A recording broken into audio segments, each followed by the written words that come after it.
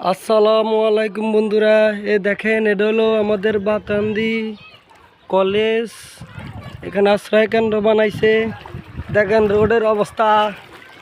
সুমন ভাই, এদিকে তাকান। গরুর জন্য কি কষ্টটা করতেছি। উঠে লেগেছে, উল্লুঙ্গি উঠে রেখলে কি হয়েছে দেখেন। এটাকে সবাই পশ্চিম ফাতর বলে, দক্ষিণ গরুকাটা। হ্যাঁ, বাতাগান্ধী আদর্শ বা স্কুল কলেজ। পানি আর পানি।